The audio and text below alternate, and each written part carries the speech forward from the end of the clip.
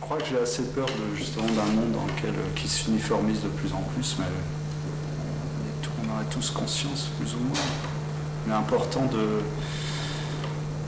Je crois que c'est au centre de mon travail, quoi, ce travail sur le multiple, sur les variations, qui a un caractère des fois un peu obsessionnel et tout ça, parce que véritablement c'est quelque chose que physiquement je vis et ressens comme beaucoup d'autres personnes. Et c'est une certaine peur que je manifeste comme ça dans mon travail, quoi, qui est la peur d'un monde où tout serait du même... il n'y aurait plus aucune différence. J'aime bien mêler comme ça avec les enchevêtrements de choses dites et non dites, et de balbutiements, quoi. J'aime bien le balbutiement même dans le travail. Et je me suis aperçu que ce mot entrée en fait convenait tout à fait à cette exposition, parce que par exemple si on prend les ruines, c'est un travail dans lequel physiquement on ne peut pas entrer, alors que c'est un travail qui est où il y a une architecture, ou du moins des architectures, donc qui plus ou moins amène, on a le sentiment qu'on pourrait rentrer dans quelque chose, qu'on pourrait parcourir quelque chose, un espace, mais en fait cet espace on ne peut pas physiquement le parcourir. C'est des choses comme ça, le fait de déstabiliser aussi déstabiliser un public, ou enfin déstabiliser le visiteur, ça c'est des choses qui me semblent essentielles.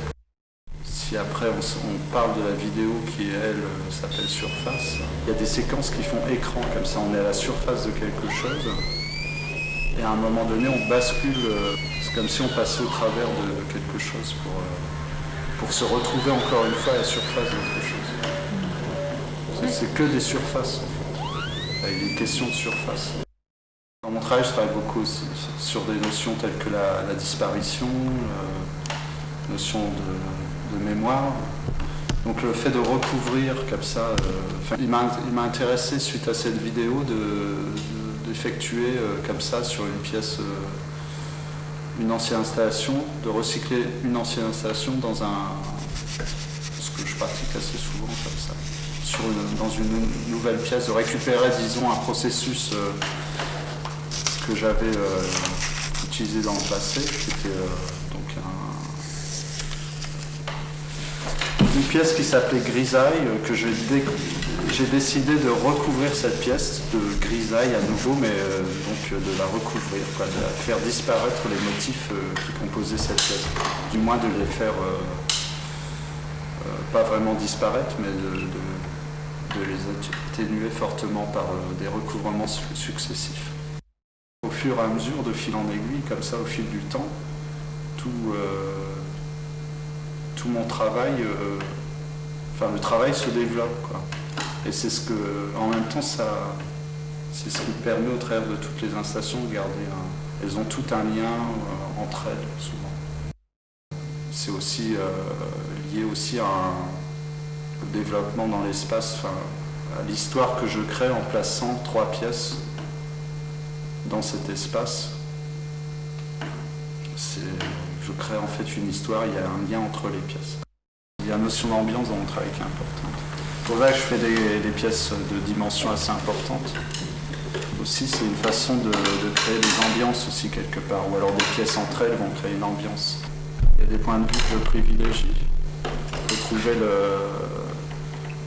Moi j'ai mes points de vue sur mes pièces, mais le spectateur peut trouver ses propres points de vue. C'est-à-dire quand je fais une pièce, je développe une pièce, je pense énormément au cadrage, des choses comme ça.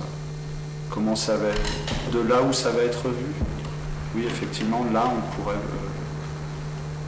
penser au cinéma. Peut-être que la façon que j'ai comme ça de produire des pièces qui sont toujours produites sur un mode répétitif, c'est une façon de vérifier, de ne pas oublier, et à la fois dans toute répétition, c'est répéter, mais en même temps répéter quelque chose qui de toute façon se représente différemment.